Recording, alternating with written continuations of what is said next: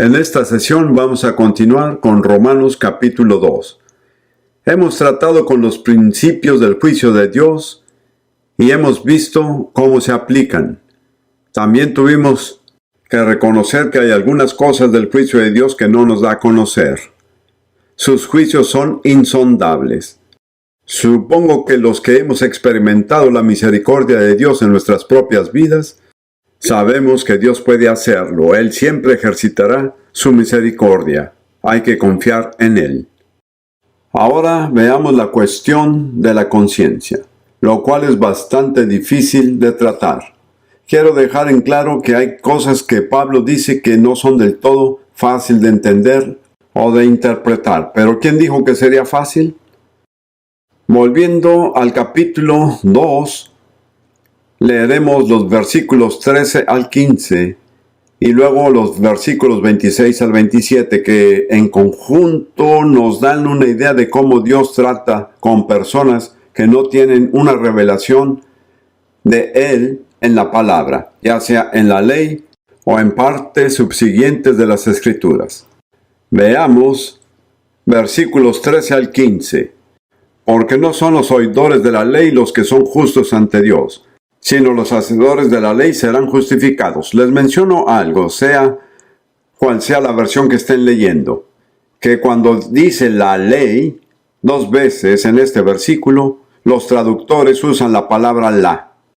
Se da frecuentemente en el resto de esta epístola. Tienen que tenerlo presente, que Pablo está tomando la ley de Moisés como el gran patrón de la ley perfecta, la ley dada por Dios. Pero lo que dice se aplica también a otras formas de ley. Así que él dice la ley y luego dice ley. Déjenme explicarles algo. Solo hay 2 maneras posibles de alcanzar la justicia. Una consigue en seguir las reglas, la otra es confiar en Dios en fe. La reacción natural de todo ser humano cuando se le desafía sobre el tema de la justicia es ponerse a pensar en términos de reglas. Recuerdo que cuando conocí al Señor en el ejército británico me pasé 4 años y medio en el ejército como creyente. Cuando les hablaba a mis camaradas del ejército acerca del Señor y salvación, sus reacciones fueron casi siempre igual. Bueno, y sacaban su lista de reglas con las que ellos cumplían. Todos tenían su lista que se adaptaba a su propia vida. No cometo adulterio, no me emborracho, no hago esto, no hago lo otro. Esa era la reacción instantánea y natural.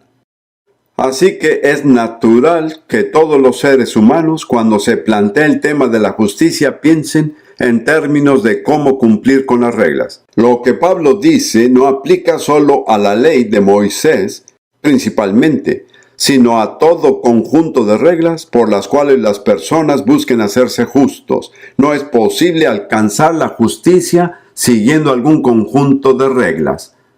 Realmente vale la pena ver sus rostros en este momento, ya me lo esperaba. Hace poco di una prédica en una reunión grande de personas en un lugar y casualmente les dije sin siquiera darme cuenta del impacto de lo que estaba diciendo. Les dije, claro, el cristianismo no es un conjunto de reglas. Si les hubiera dicho que Dios no existe, no se hubieran sorprendido tanto. Pero esa es la verdad de esto. El cristianismo no es un conjunto de reglas. No se alcanza la justicia con seguir los reglamentos. Las reglas tienen su lugar en la vida. Esto lo explico más adelante. Lo que Pablo dice es que no son las personas que oyen la ley, ya sea la ley de Moisés u otra, sino las personas que la aplican, quienes serán justificadas. Tengan en cuenta que no son los oyentes los que son justos o rectos, y recuerden que las 2 palabras son lo mismo, pero quienes lo aplican serán justificados. No dice que se harán justos, dice que Dios les contará como justicia. Ninguno de nosotros puede ser justo a menos que Dios nos justifique. Entonces Pablo continúa y comienza con el tema de la conciencia, que es muy importante. Versículo 14. Porque cuando los gentiles que no tienen ley o la ley, hacen por naturaleza o instintivamente lo que es de la ley, estos, aunque no tengan ley, son ley para sí mismos. No tienen ninguna revelación directa de la ley de Dios, pero hay algo dentro de ellos que les causa lo mismo que como lo haría la ley. Pablo continúa, así que mostrando la obra de la ley escrita en sus corazones. No aparece en la traducción al español, pero lo que está escrito en sus corazones no es la ley, sino la obra de la ley. Tenemos cada uno de nosotros algo dentro de nosotros mismos que obra como la ley para lograr los mismos resultados que la ley, lo cual no está para hacernos justos, sino para llevarnos al punto de que necesitamos la misericordia de Dios para hacernos justos. Esto es completamente diferente. Y luego habla sobre la conciencia, y pienso que es la función del hombre quien la produce. La conciencia es la que nos dice, dijiste una mentira. Y Pablo describe un tipo de escena en una corte dentro de nosotros. Uno de nuestros pensamientos dice, pues sí es cierto, dije la mentira. El otro dice, no dije mentira, simplemente exagero un poco. Pablo se imagina este tipo de escena de corte sucediendo en nuestro interior. ¿Cuántos de ustedes saben lo que pasa? ¿Cuántos de ustedes lo han experimentado? A eso se refiere Pablo y dice que la conciencia le hace a la gente así igual que como la ley. No los hace justos, pero les muestra que necesitan la misericordia de Dios. Y esa es la obra de la ley, mostrarnos que necesitamos la misericordia de Dios. Ahora hay preguntas sin contestar, por lo que voy a dedicar una sesión completa a los propósitos por los cuales Dios dio la ley. Más adelante lo veremos. Veamos a un gentil, alguien que nunca tuvo conocimiento alguno de Dios, pero en alguna parte dentro de él hay algo que vigila su conducta. Me he dado cuenta al tratar con personas que no tenían ninguna conducta con Dios que una área en sus vidas que son más sensibles es decir una mentira. Y con frecuencia la conciencia les da convicción a la gente, no dijiste la verdad. Otra que también es común es nuestro comportamiento inadecuado con las personas de nuestra propia familia. Nuevamente es otra cosa de las cuales las personas suelen tener convicción de Dios, ya que la mayoría de ellas sienten un profundo sentido de obligación con sus familiares mucho más fuerte que el americano contemporáneo. Entonces hay varias formas en que la conciencia puede obrar. Lo que Pablo se imagina es una especie de tribunal dentro de nuestro ser y la conciencia es el fiscal. Y también dentro de nosotros pasan pensamientos que dicen sí es verdad o reconozco que no era del todo cierto, pero tampoco fue mentira, algo por el estilo. Díganme, ¿cuál es la diferencia entre algo que no es del todo una mentira y algo que realmente lo es? Pero todos estamos ansiosos por justificarnos, ¿lo ha notado? Así es. Pablo nos presenta esta imagen muy vívida de la escena del tribunal interno que sucede dentro de nosotros y dice que las personas que no tienen la ley o cualquier ley tienen una conciencia que les produzca el mismo efecto que produce la ley, que no es para hacerlos justos. No puedo dejar de enfatizarlo, pero es para mostrarles que necesitan la misericordia de Dios. Ahora veamos qué dicen los versículos 26 y 27. De manera que si el incircunciso, hombre sin religión, cumple los justos preceptos de la ley, su incircuncisión no será considerada como circuncisión. Ahora, la palabra que se traduce como preceptos es una palabra muy importante que veremos más de una vez en estos estudios. Significa aquello que es la respuesta correcta a cualquier demanda que se le haga a uno. Tiene una relación directa con la palabra justo. Déjenme decirlo en griego para que puedan escuchar su similitud. Justo es dikaios. Esta palabra es dikaioma. Es la respuesta correcta a los preceptos legítimos. Lo traduciré de la siguiente manera. De manera que si el incircunciso cumple los justos preceptos de la ley, su incircuncisión no será considerada como circuncisión. El que físicamente es incircunciso, pero guarda completamente la ley, te juzgará a ti. Ahora se dirige al judío, que con la letra y con la circuncisión eres transgresor de la ley. Así que Pablo dice que no es cumplir con los rituales o formas o ceremonias en lo externo, es la respuesta interna del corazón la que define cómo Dios los mira. Y él dice muy correctamente que hay muchos casos en los que el hombre religioso responde de manera incorrecta y el hombre no religioso responde de manera correcta. No sé si me atrevo a decírselo, puede que les ofenda. Pero hace mucho tiempo, en los primeros días de nuestro ministerio, mi yerno, que es nuestro director, estaba tratando de encontrar a alguien que cumpliera algún requisito, creo que de empaque o algo así. Dijo, encontré una empresa. Les pido disculpa de antemano. Pero me dijo en tono compungido, no son cristianos. Le dije, alabado sea el Señor. ¿Cuántos de ustedes saben que la librería Jesús te ama no paga sus cuentas? ¿Ven a lo que me refiero? No siempre son los que hablan religiosamente los que actúan bien. A Dios le interesan las personas que actúan correctamente, no las personas que hablan correctamente. Sigamos ahora con esto. Versículos 17 al 25. Aquí Pablo se dirige completamente a su pueblo judío. Y él da una serie de ejemplos específicos de las formas en que violan la ley a pesar de que se jactan de la ley. Y dice, he aquí, tú tienes nombre de ser judío, te apoyas en la ley y te glorías en Dios. Y debo decir, sin ofender a nadie, que si viven en Israel, esto no ha cambiado en lo absoluto. En 19 siglos no ha cambiado nada esta situación. Es precisamente como lo describió Pablo. Tengo que tener cuidado en lo que voy a decir. Recuerdo hace años cuando vivíamos en Jerusalén, le encargamos a una empresa de carpintería judía que nos hiciera unos muebles, lo cual es trabajo bueno y honrado entre los judíos. Las personas a quienes les habíamos pedido las sillas no las dieron. Y para ser amable, les ofrecí un café. Ellos dijeron, no podemos beber en su casa.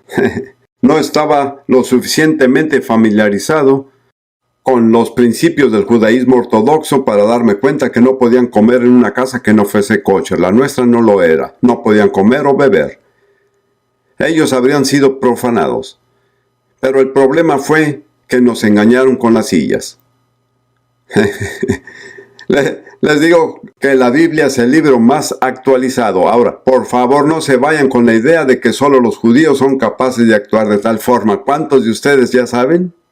Muy bien. Continuemos. Versículo 18. Y conoce su voluntad, que aprueba las cosas que son esenciales. Hay una traducción mejor que dice, sabes distinguir lo que es importante de lo que no lo es. Sabes lo que es kosher y lo que no es kosher. Créanme, si estudian las reglas de kashrut, son complicadas. Tiene que tener una mente legal y un abogado que le aconseje para estar absolutamente seguro de que hizo lo correcto. Ahora, Ruth vivió como judía y sigue siendo judía durante muchos años. Y cuando en su casa surgió el tema del kosher, estuvo más o menos decidida a integrarlo hasta que se enteró que tenía que tener 2 lavaplatos. Uno para los platos que se usaban para la carne y otro para los que se usaban para la leche. Su mente económica o no religiosa solo pensó, no es para tanto.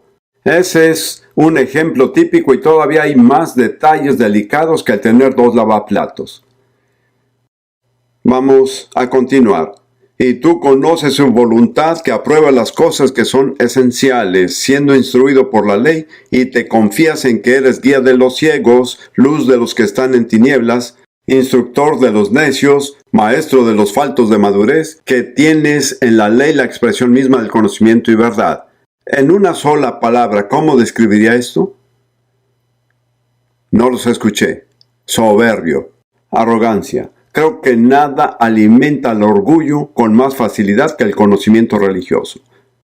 ¿Cuántos corremos el riesgo de enorgullecernos por tener conocimiento? Tengan cuidado. Tú pues que enseñas a otro, ¿no te enseñas a ti mismo? Ahora, hermanos y hermanas, solo quiero preguntarles esto. ¿No creen que en este momento el mundo le dice a la iglesia lo mismo? ¿No creen que aplique exactamente a nosotros que nos llamamos cristianos? Como ven, se le ha dado la vuelta a la tortilla.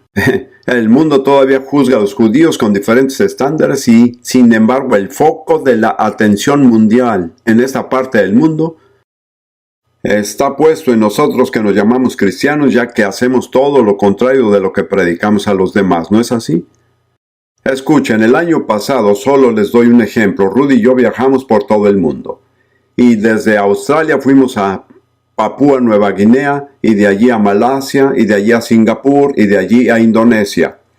En los titulares de todos los periódicos de todas esas naciones aparecieron los escándalos que se desenvolvían en el ministerio televisivo todos los días. En los titulares. Y que muchas noticias más importantes nunca llegaron a ocupar ese lugar. Todo el mundo se enteraba de lo que ocurría en la iglesia de los Estados Unidos. ¿Ven a lo que se refiere Pablo? Quiero que entiendan que es un tema que está al día. Esto no es solo algo del pasado o simplemente una teoría religiosa. Esta es la realidad. Solo hay que ponernos en el lugar de las personas a las que Pablo se dirige y preguntarnos, ¿acaso esto no se aplicaría legítimamente a nosotros hoy día? Regresan al versículo 21.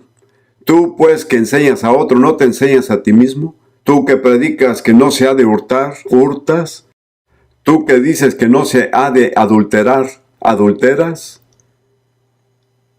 Tengo que decir, y esto lo veremos con mayor precisión más adelante, que vivir aferrado a las reglas en contra de las cosas se hace uno más propenso a cometerlas.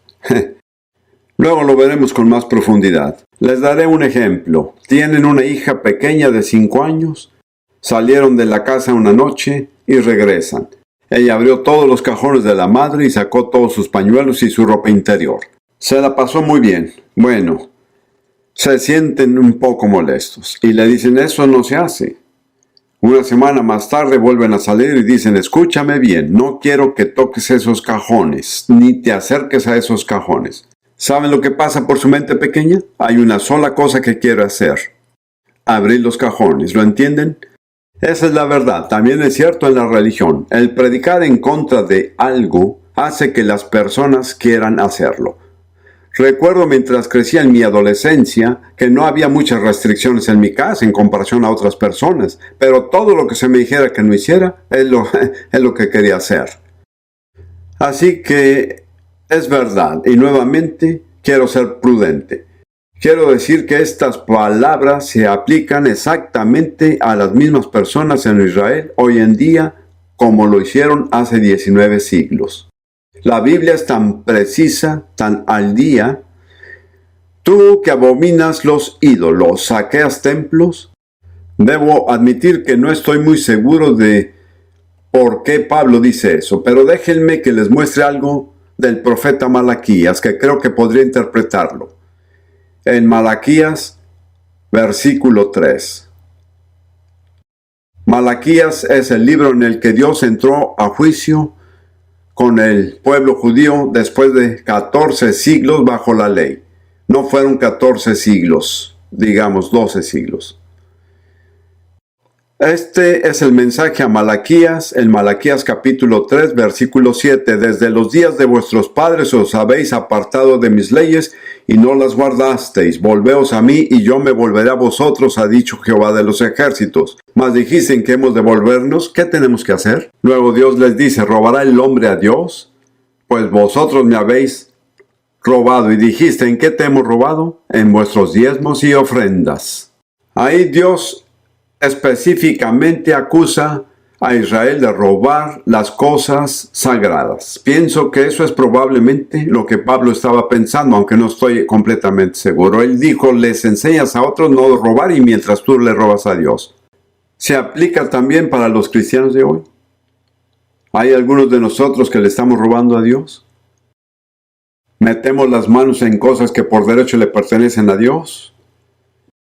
Yo no creo en que el diezmo se aplique a los cristianos tal como se aplicaba en la ley de Moisés, pero definitivamente creo en que el diezmo le pertenece a Dios. Cuando se atribuyen de la porción de Dios, ¿qué es lo que hacen? Robarle, así es. Supongo que es mucho peor robarle a Dios de lo que es robarles a otros seres humanos. Bien, continuemos ahora con la actitud de Dios hacia las ordenanzas externas. En realidad ya lo cubrimos, pero lo veremos nuevamente en los versículos 28 y 29. Pues no es judío el que lo es exteriormente, ni es la circuncisión la que se hace exteriormente en la carne, sino que es judío el que lo es en lo interior, y la circuncisión es la del corazón, en el Espíritu Santo, y no en letra, la alabanza del cual no viene de los hombres sino de Dios. Pablo dice que lo que sea que hagas por fuera no es lo que realmente importa. Lo que realmente importa es cuál es tu relación de corazón con Dios. Saben que la palabra judío proviene del nombre Yehuda o Judá, y el significado de Yehuda es alabanza. Entonces Pablo dice que solamente uno es verdadero judío, un verdadero Yehudi, que es la palabra hebrea, si la alabanza viene de Dios y se basa en lo que uno es en el interior, no en todas sus ordenanzas del exterior. Creo que es importante señalar, según como lo entiendo, y están en su derecho si no están de acuerdo, pero creo que en estas escrituras Pablo no está diciendo que todo aquel que cree en Dios es judío. He oído esa interpretación y no la comparto. Somos miembros del cuerpo de Cristo, en el que tanto judíos como no judíos se reúnen y forman un solo cuerpo. Pero ser cristianos no nos hace judíos. ¿Pueden aceptarlo? Es muy importante porque ahora se enseña de que todos somos judíos y todo lo que se dijo sobre los judíos se aplica a nosotros también. Ahora, lo que hace Pablo no es aumentar el número de personas que tienen derecho a ser llamadas judías. Al contrario, lo limita a aquellos que cumplen con las condiciones internas. Esto es muy importante, ya que nuestra actitud hacia el pueblo judío es muy importante a los ojos de Dios. Me gustaría ver un pasaje similar en Romanos capítulo 9. Y aquí se trata, como dije antes, de la elección de Dios, a quienes Dios elige.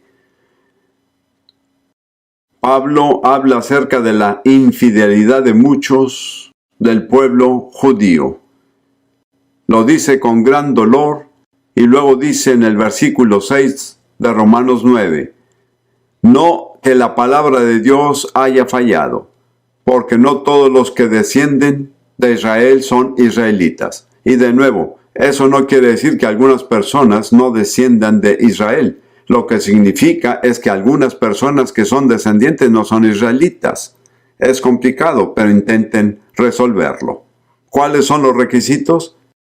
Pablo lo dice así: ni por ser descendientes de Abraham son todos hijos de Abraham, sino en Isaac será llamada descendencia. Esto es, no los que son hijos según la carne son los hijos de Dios, sino los que son hijos según la promesa son contados como descendientes. Así que los requisitos esenciales para ser aceptado como un verdadero judío o un verdadero Israel no son las ordenanzas externas, sino la aceptación por fe de la promesa de Dios. Y sin pasarnos allí, encontraremos que en Gálatas 6, mejor vamos ahí, vamos a verlo. En Gálatas capítulo 6.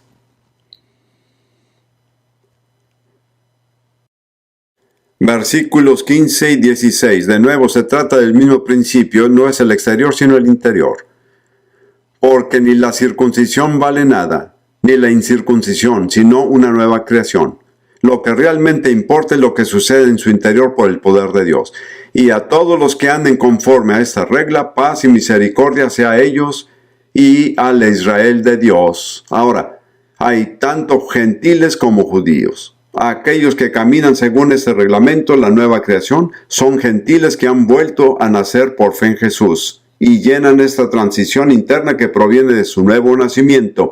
Y dice, y al Israel de Dios. ¿Quiénes son el Israel de Dios? Ahora, generalmente los cristianos usan esa frase para referirse a la iglesia, pero pienso que no es correcto. El Israel de Dios es esa parte de Israel que ha aceptado la promesa, ha reconocido al Mesías y ha entrado en las bendiciones del nuevo pacto. Pablo habla de los creyentes gentiles refiriéndose a los que caminan en esta ley y a los creyentes judíos como el Israel de Dios. Sin embargo, es algo excepcional. En todo el Nuevo Testamento solo se encuentra en 3 capítulos, Romanos 2, Romanos capítulo 9 y Gálatas capítulo 6.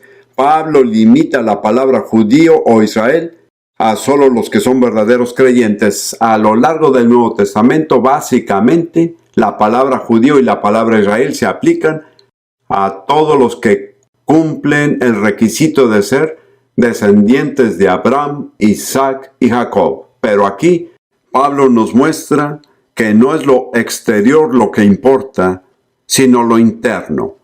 Permítame que lo diga en terminología cristiana, no es el hecho de que fueron bautizados. La pregunta es ¿qué ha pasado en su interior? Ahí es en donde Dios se fija. Ese es el tema importante. Tengo que decirles que siempre, al tratar con personas religiosas, esta verdad no es tan bienvenida. No es popular entre los que profesan ser cristianos, no es bienvenida entre los judíos, pero es la verdad. Hay que prestar atención. En nuestra sesión anterior tratamos los pecados de las personas religiosas y los judíos fueron señalados por Pablo como un ejemplo, pero no como el único ejemplo. Les indiqué que en mucho lo que se decía de los judíos en el primer siglo aplica también para los cristianos en el siglo XX. No se deben leer esas palabras simplemente como algo ajeno y que no se aplica a nosotros. Necesitamos ver en qué manera se aplica a nosotros. En esa sesión en particular, vimos los 5 principios del juicio de Dios que recapitularemos brevemente. En primer lugar, el juicio de Dios está de acuerdo con la verdad de su palabra. En segundo lugar, se basa en nuestras obras, en lo que hacemos. En tercer lugar, no hay parcialidad ni hace acepción de personas. En cuarto lugar, somos juzgados según la medida de la luz que nos es disponible. Mientras mayor sea la luz, más estricto es nuestro juicio. Y quinto, el juicio no es solo de las acciones externas, sino de los motivos e intenciones internas del corazón. Luego, Pablo resume a aquellos a quienes Dios acepta y aquellos a quienes Dios rechaza en una categoría general que cubre todas las edades y todas las razas. Dios acepta a aquellos que por su perseverancia paciente en hacer el bien buscan la gloria, el honor y la inmortalidad. La palabra hacer indica hechos y la palabra buscar indica fe, o sea, la fe en acción. Eso es lo que Dios busca. Después, Pablo habló de la diferencia entre las ordenanzas externas y la realidad de una experiencia interna con Dios. Y muestra y nos da varios ejemplos diferentes de que Dios no acepta ordenanzas exteriores, superficiales o ceremonias o ritos que califiquen para ser aceptados como justos. Ahora vamos a pasar al capítulo 3, pero vamos a continuar con lo mismo, con el mismo tema, el del conocimiento de lo que es correcto, el conocimiento de las leyes de Dios, que por sí solo no nos hace justos. Por el contrario, aumenta nuestra responsabilidad. De nuevo, en los primeros versículos del capítulo 3, Pablo se lo aplica a su propio pueblo judío. Él dice, ¿qué ventaja tiene pues el judío? ¿O qué aprovecha la circuncisión? Alguien podría decir, Si la circuncisión no nos hace aceptados por Dios, ¿para qué hacerlo? ¿Para qué le impuso Dios todas esas ordenanzas a los judíos? ¿Cuál es el beneficio? Él afirma que hay un gran beneficio de muchas maneras. Primero, les ha sido confiada la palabra de Dios. Ese es el pueblo judío. Debo decirles que ahora son los cristianos a quienes se les han encomendado los oráculos de Dios. Nosotros tenemos a nuestra disposición la palabra de Dios completa. Pues que si algunos de ellos han sido incrédulos, o es decir, si algunos no fueron fieles, su incredulidad o su infidelidad habrá hecho nula la fidelidad de Dios. Al principio les mostré que la palabra fe no cubre solo lo que creemos intelectualmente, sino que abarca nuestro compromiso personal con Dios. Entonces, en lugar de decir incredulidad, es mejor decir infidelidad. Su infidelidad, la infidelidad de algunos del pueblo judío, no anuló la fidelidad de Dios. Dios permanece fiel incluso cuando Israel fue infiel. A eso es a lo que se refiere Pablo. Entonces él dice, ¿acaso su infidelidad anulará la fidelidad de Dios? Y las siguientes palabras en esta traducción son de ninguna manera. En la versión Reina Valera antigua dice, en ninguna manera. De nuevo, Pablo está pensando como un judío. Esa es una frase típica en hebreo, halila. Y me preguntaba cómo podría traducirlo de la mejor manera. Y pienso que en realidad significa que muera el pensamiento. ¿O cómo puedes pensar algo así? De ahora en adelante, cuando leamos halila, voy a decir que muera el pensamiento y el nombre de Dios no se usa en la palabra. Solo significa que es algo impensable. ¿Cómo te atreves a decir o proponer algo así? Digamos que muera el pensamiento. Antes bien, sea Dios veraz y todo hombre mentiroso, como está escrito, para que seas justificado en tus palabras y venzas cuando fueres juzgado. Ahora eso viene del Salmo 51, que es la gran oración de arrepentimiento de David, después de que fue condenado por el pecado de asesinato y adulterio. Las palabras que precedieron son estas: contra ti solo he pecado y he hecho lo malo delante de tus ojos. Qué increíbles palabras son esas. Porque David había asesinado a un hombre y llevado a su esposa. Podríamos decir que pecó contra el hombre y que también pecó contra la esposa. Pero en ese instante de tremenda agonía, David dice, contra ti solo he pecado y he hecho lo malo delante de tus ojos. Y llega un punto en el cual solo el Espíritu Santo puede hacerlo, al darnos cuenta de que no importa cómo nuestros pecados y malas acciones afectan a otras personas. Lo terrible para ellos es cómo afectan a Dios. Creo que Charles Finney lo definió como un verdadero arrepentimiento. Dijo que uno no llega al verdadero arrepentimiento cuando simplemente vemos las consecuencias de sus pecados en los demás. El verdadero arrepentimiento es obtener una visión de cómo nuestros pecados afectan a Dios. Tengo que decir que hay muy poco de tal arrepentimiento en la iglesia de hoy. Creo que los resultados son evidentes. Así que David tuvo esta terrible revelación interna de cómo su pecado afectó al Dios Todopoderoso. La agonía que le causó al corazón de Dios. El hombre a quien Dios había elegido para ser rey había traicionado a Dios, había traicionado su confianza. Y luego dice, a raíz de ello, Dios, lo que tú digas es verdad. Cuando entras en juicio con nosotros, tu verdad triunfa. Es muy importante que de alguna manera sea el camino que sea, lleguemos hasta este punto. Lo que Dios dice es correcto. Lo que dice siempre es verdad. Nunca se equivoca.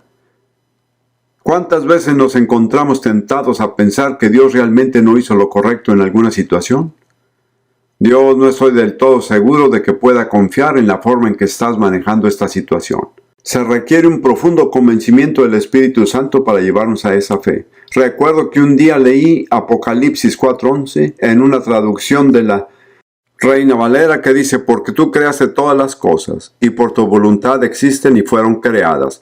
Pero esa traducción decía, y no puedo recitar las palabras exactas, fueron creados de tal forma porque así lo quisiste. Y tuve una revelación, no sé si la puedo compartir, pero la mejor explicación de todo es porque Dios quiere que así sea. No puede haber una razón mayor que el hecho de que así es como Dios lo quiere hacer. Estas palabras suenan tan simples, pero tenemos que llegar al punto en que nos inclinamos ante Dios, sus juicios, sus caminos, su voluntad, y decimos: Dios, todo lo que dices y haces es totalmente perfecto. Vuelvo a las palabras que dijo Moisés a Israel, cuya obra es perfecta, porque todos sus caminos son rectitud. Dios nunca ha hecho nada injusto. Espero que como resultado del estudio de Romanos adquieran una nueva imagen de la justicia total de Dios. Para eso tenemos que humillarnos. Quizá no hayamos cometido los mismos pecados que cometió David, pero en cada uno de nosotros hay cosas que fueron horribles en su momento ante los ojos de Dios. Creo que Finney tiene razón en que hay un punto al que tenemos que llegar, en el que por la revelación del Espíritu Santo vemos lo que nuestros pecados le han hecho a Dios. A veces Dios tiene que llevarnos por el camino difícil, pero a eso es a lo que Pablo se refiere aquí, en este pasaje. Luego continúa, y ahora, con mucha frecuencia en Romanos, Pablo piensa en una objeción contra su enseñanza. Menciona tal objeción y luego la responde. Una vez más, es una forma de pensar muy típica de los judíos. Piensan en términos de lo que yo llamaría el Talmud. Con estas propuestas y contrapropuestas es por eso que creo que muchos abogados exitosos son judíos, ya que su formación mental les viene desde sus raíces. Es una forma de compensar una cosa con otra. Otra cosa de los judíos es que si les hacen una pregunta, responden con otra pregunta. ¿Se ha dado cuenta de esto? Si estudian las enseñanzas de Jesús, él fue un verdadero judío. Casi invariablemente cuando se le hacía una pregunta, respondía con otra pregunta. ¿Y qué haremos con el divorcio? ¿No habéis leído esto? Y así contestaba. Entonces Pablo está anticipando la objeción de sus compatriotas judíos. Cada una de sus objeciones aún las usan hoy los judíos que se enfrentan al Evangelio. Y dice: pero si nuestra injusticia hace resaltar la justicia de Dios, ¿qué diremos? ¿Será injusto Dios que da castigo? Hablo como hombre. En ninguna manera. ¿Qué decimos? Que muera el pensamiento. De otro modo, ¿cómo juzgaría Dios al mundo? ¿Lo ven? Él se imagina a alguien que dice: bueno, por lo que nos dices, cuanto más infieles seamos, más gloria recibe Dios por su fidelidad. Así que si queremos darle gloria a Dios, sigamos siendo infieles. ¿Entienden? Esa es la objeción. Y esta es su respuesta, que muere ese pensamiento. Luego vuelve al mismo tema en el versículo 7. Pero si por mi mentira la verdad de Dios abundó para su gloria, ¿por qué aún soy juzgado como pecador? Si mi pecado glorifica a Dios al lucir su fidelidad, ¿por qué debería ser juzgado? ¿Entienden? Créame, esas objeciones aún se usarían el día de hoy. ¿Y por qué no decir? Como se nos calumnia y como algunos cuya condenación es justa afirman que nosotros decimos: hagamos males para que vengan bienes. Esa es una perversión de la verdad del Evangelio, ¿lo entiende? Pero basado en mi experiencia en el Medio Oriente, les digo que es una tergiversación común tanto para los judíos como para los musulmanes. Tergiversan la fe cristiana como un permiso de hacer lo que uno quiere y salirse con la suya. Esa es una reacción típica en el Medio Oriente. Y Pablo trata con ello, pero tampoco pierde el tiempo con ello. Él dice que todos están bajo pecado. No voy a perder el tiempo con gente que piense así.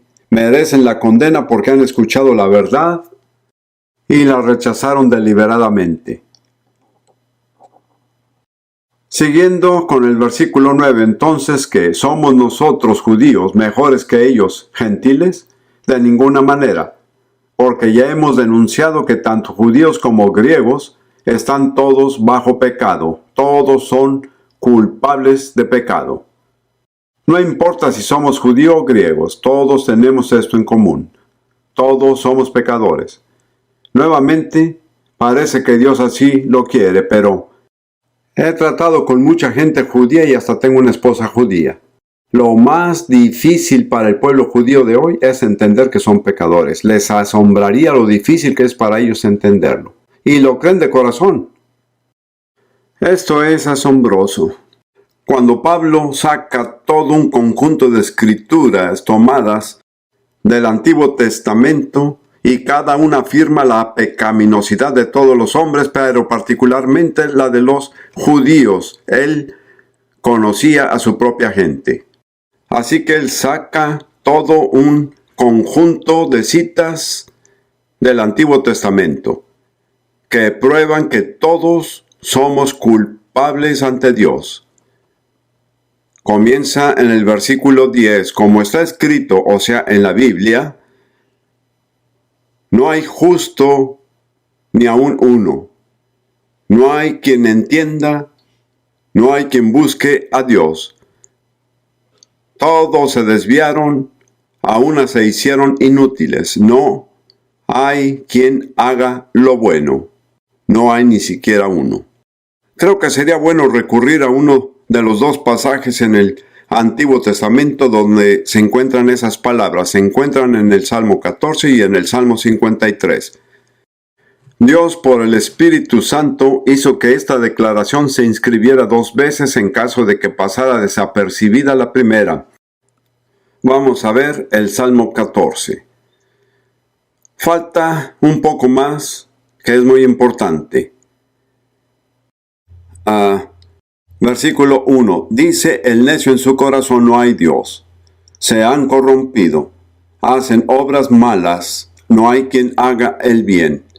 Creer erróneamente los lleva a vivir erradamente. No se puede creer lo incorrecto y vivir correctamente. Así también no se puede creer lo correcto y vivir erradamente. Nuestra vida es producto de nuestra creencia. Cuando dijeron que no hay Dios, ellos se expusieron a todo tipo de maldades. Ahora, quiero que se fijen en el versículo 2. Jehová miró desde los cielos sobre los hijos del hombre. Se trata de la raza humana entera. La frase en hebreo es los hijos de Adán. Quiero señalarles y que no podremos profundizar en esto. La Biblia solo trata con Adán y sus descendientes. Donde quiera que dice hombres, en hebreo dice los hijos de Adán. Esto es muy importante. No voy a poder entrar en ello, pero hay muchos comentaristas de la Biblia que creen que posiblemente hubo en la tierra otras razas del hombre, pero que no se mencionan en la Biblia. La Biblia trata solo con Adán y sus descendientes.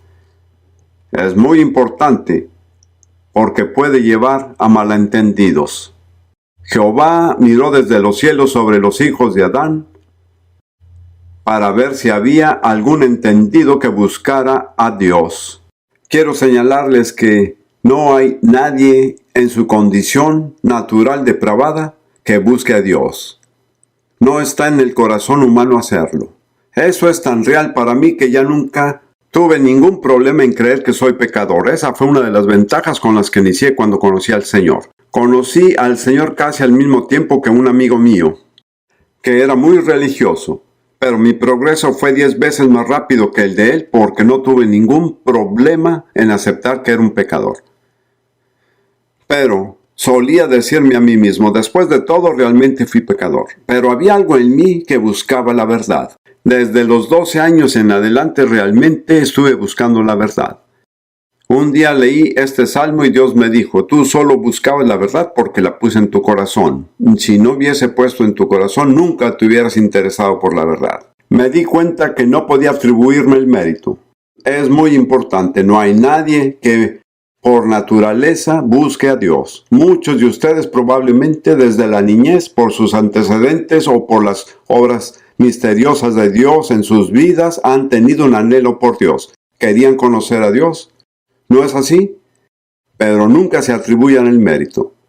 Nunca les hubiera nacido si Dios no lo hubiese puesto ahí. De lo contrario, no entenderían y no buscarían a Dios. Sigamos. Todos se desviaron, a una se habían corrompido. No había quien haga lo bueno, ni siquiera uno. ¿Cuántos? Ni siquiera uno. Qué enfático, ¿no lo creen? Y ahí lo tienen, en el libro de los Salmos 2 veces. Pero es tan difícil para la gente verlo. Volvamos a Romanos 3 y ahí leeremos estos otros pasajes. Se tomaron de los salmos y de los profetas. No veremos cada cita en referencia, pero sí algunas. Versículo 13. Sepulcro abierto en su garganta, con su lengua engañan. Veneno de áspides hay debajo de sus labios, su boca está llena de maldición y de amargura. Sus pies se apresuran para derramar sangre, quebranto y desventura hay en sus caminos. No hay temor de Dios delante de sus ojos. Mientras que contemplan ese listado, quiero hacerles esta pregunta. ¿Qué área del carácter humano es la que más enfatiza y menciona primero? No lo escuché. La boca, así es. Qué cierto es. Pienso que las primeras 4 partes tratan de lo que hacemos con la boca. Como ven, el libro de Santiago dijo que la lengua es un mal ingobernable. Nadie puede controlar su propia lengua. Recuerdo que estaba en una conferencia acerca del futuro de la sociedad, la cual era algo ridículo en el primer año de la Segunda Guerra Mundial. No fue una conferencia religiosa, pero hubo alguien que lo dijo. Nadie puede controlar su propia lengua. Y pensé, eso es cierto. Fue realmente mi primer encuentro con la Biblia como algo verdadero, práctico y relevante. Nadie puede controlar su propia lengua. Así que Pablo cita de los salmos y de los profetas. Y continúa con el versículo 19. Pero sabemos que todo lo que la ley dice, lo dice a los que están bajo la ley, para que toda boca se cierre y todo el mundo quede bajo el juicio ante Dios. Esto es muy importante. Está dirigido principalmente al pueblo judío. Dice, no sirve de nada que apuntes con el dedo a los gentiles, echándoles la culpa, porque este es el tipo de personas que son, porque este es tu propio libro. Fue entregado a ti primero y también aplica primero a ti. Solo aplica con otras personas en segundo lugar. Tu propio libro te dice que no hay nadie que haga el bien, ni siquiera uno. Todos son corruptos, todos se han perdido. Entonces presenta este gran resumen y se esforzó mucho para llegar hasta aquí y creo que probablemente compartan este sentir del gran esfuerzo para llegar hasta aquí. Versículo 20. Ya que por las obras de la ley, ningún ser humano será justificado delante de él, porque por medio de la ley viene el conocimiento del pecado. Observe nuevamente que se añade la palabra la. Así que pueden decir la ley o pueden decir ley. Lo primero y más importante es que se aplica la ley de Moisés, pero también se aplica a cualquier otro tipo de ley. Nadie será justificado a los ojos de Dios por seguir los reglamentos. Esa es la declaración básica e importante. Como ven, me sonrío con mis hermanos y hermanas protestantes.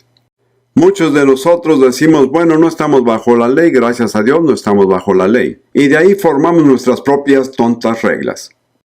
Cada denominación tiene sus propias reglas.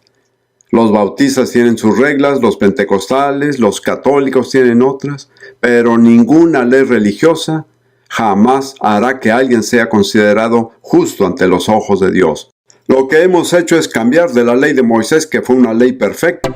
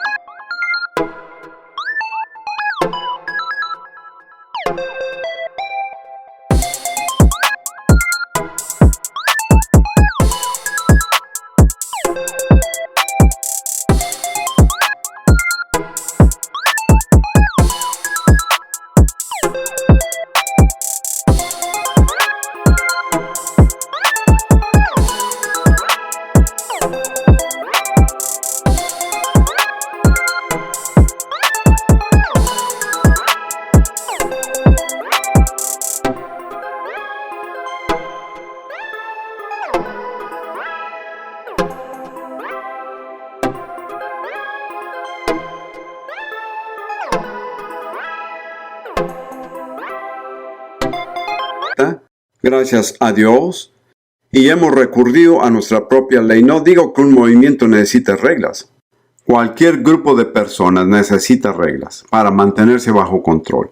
Pero seguir esas reglas, incluso siguiendo cada una de las 33 reglas de la Iglesia Pentecostal a las que pertenecen, no los hará justos.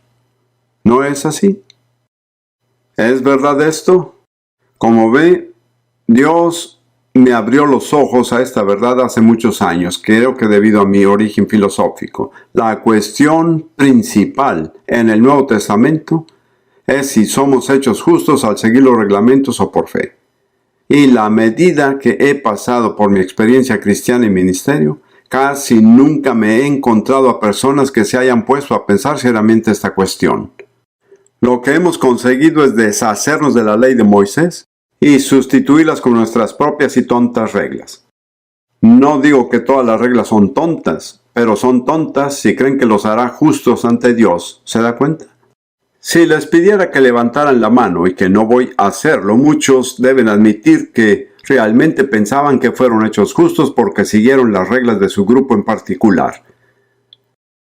Se los diré de esta manera, eso no los hace justos, pero si han sido hechos justos por la fe, probablemente vayan a seguir al menos las reglas relevantes, ¿entienden? Pero el seguir reglamentos nunca los hará justos ante los ojos de Dios. Creo que me gustaría que todos lo repitieran. Lo diré una vez y me lo repiten ustedes. No lo digan si no lo creen. Cumplir con los reglamentos nunca me hará justo ante los ojos de Dios, ¿entendido? Cumplir con los reglamentos nunca me hará justo ante los ojos de Dios. Creo que algunos de ustedes no se dan cuenta de lo lejos que han llegado. Miren, si no podemos entenderlo, nunca acabaremos la peregrinación. Esta es solo la segunda etapa, hay muchas etapas por venir. Si no vemos esto con claridad y lo aceptamos y nos damos cuenta de cuán verdadero y relevante es, no podremos avanzar más, seguiremos volviendo a caer en los mismos problemas. En lo personal, y esto es solo mi opinión, creo que el legalismo es el problema más grande de la iglesia cristiana. Creo que el legalismo también es la causa de gran parte del pecado en la iglesia, ya que muchos hombres sinceros y honrados han adoptado este conjunto de cosas prohibidas: no cometas adulterio, no mires a otra mujer, no hagas esto, no hagas lo otro, y han centrado la atención en lo mismo y se han convertido en esclavos. ¿Lo ven? La manera de ser puro no es resistirse a la lujuria, porque mientras más se resista, más dominará ésta los pensamientos. Hay una manera totalmente diferente para llegar a ser justo, que es una justicia de Dios que viene por la fe de Jesucristo.